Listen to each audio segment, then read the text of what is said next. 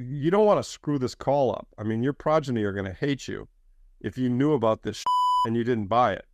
I mean, they're just going to absolutely hate you, and they're gonna think you're a legend if you sacrificed and sacrificed, didn't buy that expensive car and bought a whole coin instead, because that whole coin is going to be worth 10 million bucks. Crypto fam, that was Larry Lepard telling you why you need to be buying Bitcoin right now. We're going to be checking out a recent interview that he did, and he's talking about where he sees Bitcoin going, why you should be getting into Bitcoin now, why some people think that Bitcoin is too expensive and they won't buy it because the price is too high now. But he's talking about why you should be buying at these prices and some other things in today's video. I recommend you guys watch this one to the end. If you don't know who Larry Lepard is, he's a managing partner at Equity Management Associates. He is a graduate from Harvard Business School, and he's been talking about Bitcoin over the past couple of years or so.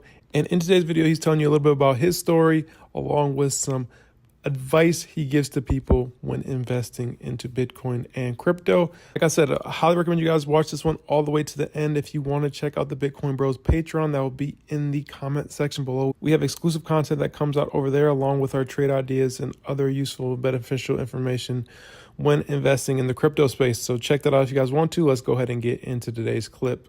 Why I'm so confident about Bitcoin and how I missed. Well, let me tell you.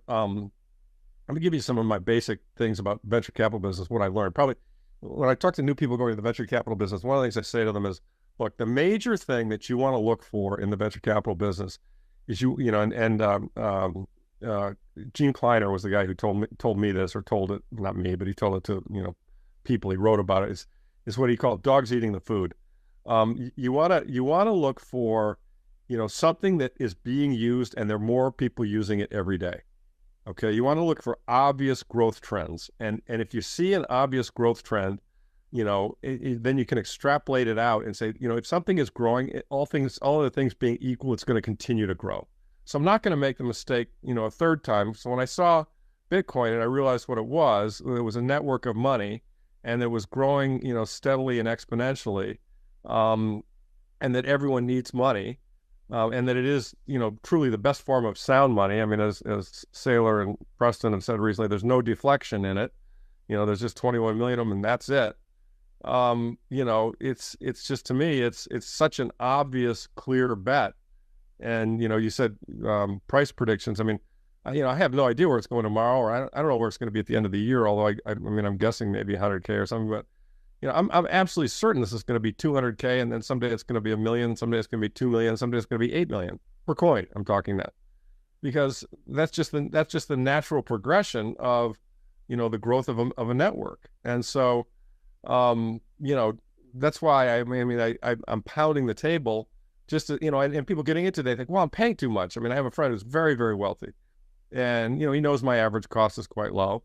And, you just can't bear to pay 60 or 70 grand. I said, look, it doesn't matter. I mean, I paid, I don't know, whatever I paid. I mean, in the thousands for probably as an average. But, Max Kaiser was paying $2. And I don't regret Max. I just recognize that, someday my average cost is going to seem incredibly cheap to somebody who's paying $2 million a coin.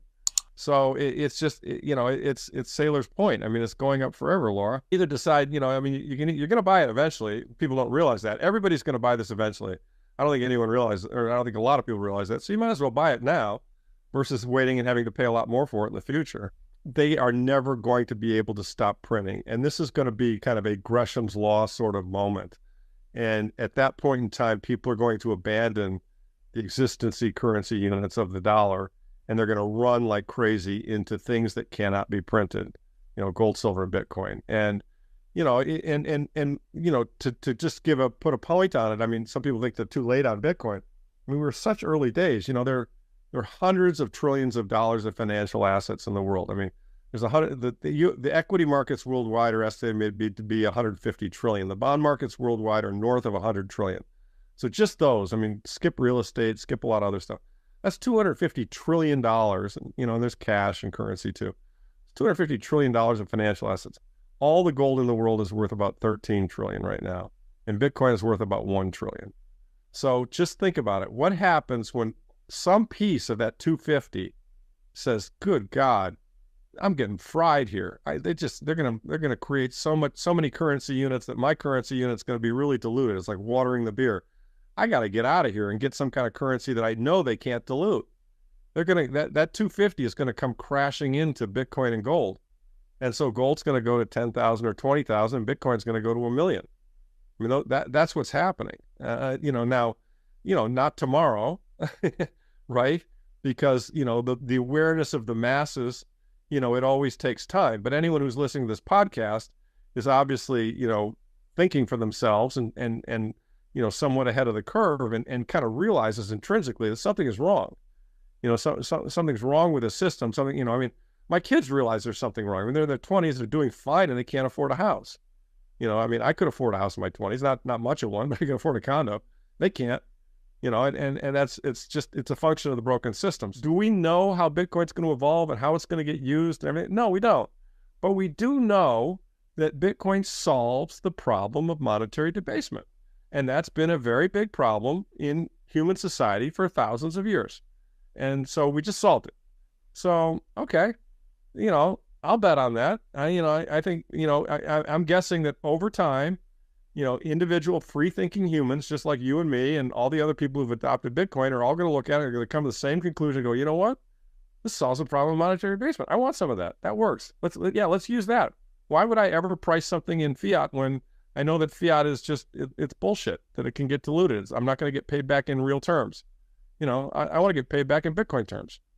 So, yeah, it's hard for people, I think, to get their heads around that. But I think once you do, there's really no going back. All of and you could see that there were problems, but you could also see that technology was going to address them. And I think the same is true of Bitcoin today. There are problems. The layer 2 is still clunky. Not everyone knows how to set a Lightning transaction. Self-custody is clunky and hard to do. There's a lot of fraud. There are a lot of people getting ripped off. I mean, all of these problems are very big and very real, but they will all get solved because that's what people and entrepreneurs do. And so, there will be continual breakthroughs, just like in the internet. When we went from green screen to, Windows, that was an enormous breakthrough.